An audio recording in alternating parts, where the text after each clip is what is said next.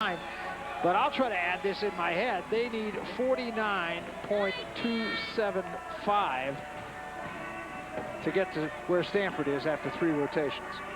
More than capable of doing that. They will be on bars. So great event for them. The battle is joined between Stanford and UCLA. After that, it's a battle for 3rd place. At least that's the way it appears right now. Rotation 6, UCLA is going to be on bars. Stanford will sit this one out along with Arizona and California. ASU on vault. Washington will be on beam, and Oregon State on floor exercise.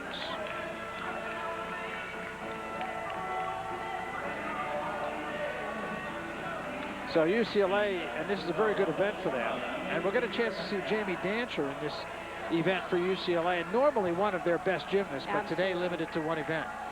They have been resting her throughout the season. She just started competing a few weeks ago on a few of the events. She has bad ankles just from years and years of gymnastics. She competed floor, though. Last competition landed a little bit short on a very difficult move, and so they're just resting, getting her ready for regionals and nationals, where they will really need her. Valerie Condos Field has done an unbelievable job at UCLA, and of course the aura of the great coaches at UCLA is very much a part of things at Pauley Pavilion, where the UCLA gymnasts hold forth, and John Wooden, of course, over everyone. Coach Wooden is a huge influence with us daily. We talk about him daily. We meet with him multiple times during the year, and the girls have had him over for dinner individually, and they go out to see him. He is the base for everything that we believe in. At age 91, I believe Coach Wooden is now, and still the sage that he was. Basketball is full of him. I had a chance to spend quite a lot of time with Pete Newell, who in '88 has everything going for him too. I want to be like him when I'm 88. And everything he says, it translates into sports, into life, into any sport, certainly gymnastics, and into life. This is a very strong event for UCLA, ranked #1 in the country. Good difficulty, as they do on all their events. They're just a packed team. They just have to do their job. They have to hit. So the freshman Lori Wynn leading things off for UCLA. And talking to the other coaches, they just, because UCLA has so much depth, even on top of certainly a high level of talent, they have so much depth on their bench. If somebody needs to be rested, they have somebody to put in their place. A lot of the other teams, if they have an injury or need to rest somebody, they're in trouble. They don't have someone to fill that spot.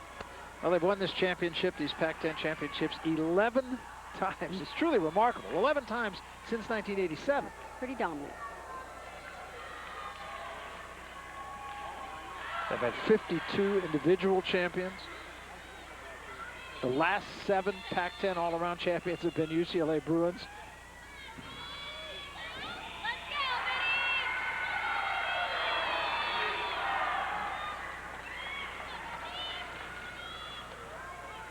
Oregon State on floor exercise, and this is Therese Vidian.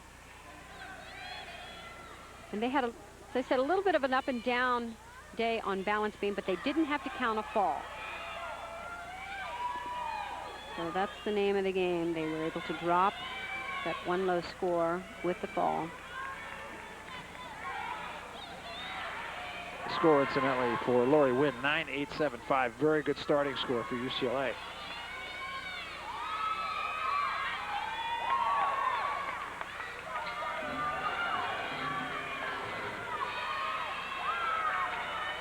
Oops, a little problem with the music. That's the second time I've heard that happen tonight. Not sure if there's a problem with the equipment or what. Try it all over again.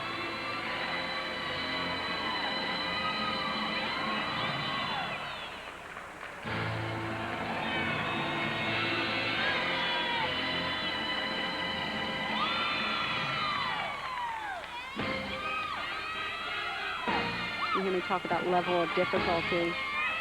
One basic rule to keep in mind on floor exercise: the more difficult somersaults are those that are laid out. And second most is pike, then tuck. So you can kind of keep that in your head as you look at the difficulty in the tumbling. And then, of course, if you twist it, adds more difficulty.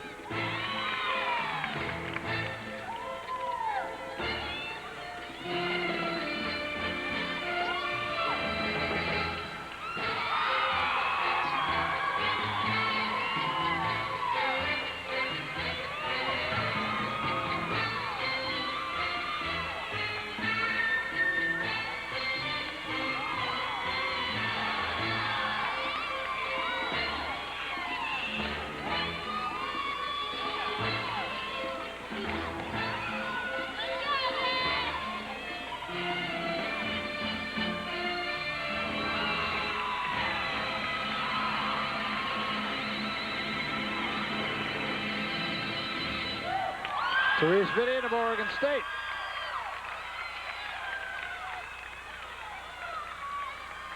And just a moment ago on bars for UCLA, Kristen Maloney. Nice swing elements in this routine. And as all the UCLA gymnasts have, good difficulty in the routine, good technique. Watch the dismount. Very nicely done. Full twisting double back. Boy, it must put a smile on the coaches' faces every time she competes, thinking that it possibly was never going to happen. And Kristen Maloney, a 9-9. So really setting the tone. The first two on bars, Lori Wynn and Kristen Maloney, 9.875 for Wynn, 9.9 for Maloney, and now Yvonne Tusek. Boy, just back-to-back strong routines. Little leg separation there. Sometimes that's hard for the judges to see, who sit exactly to the side of the apparatus. Yep, separation there again. But as I said, from the side, sometimes that's masked a little bit and you can't see it. What they're looking for, double layout, nicely done. Good landing. So Yvonne Tusek, and we'll wait for her score.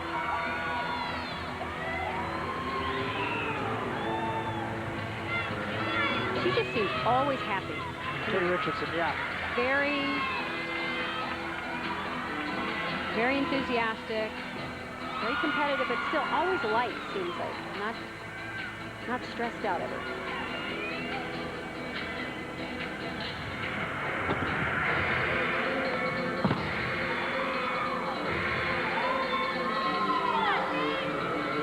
Good combination, full pirouette into reverse X. 9-9 for Yvonne Tusek.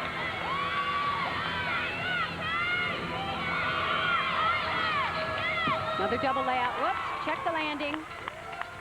Mat kind of popped up on her. Makes it a little bit harder to land. Pretty hard to stick a landing, I would think, on that. You talked about the soft mats earlier. We'll get the score for Kate Richardson when we come back right after this.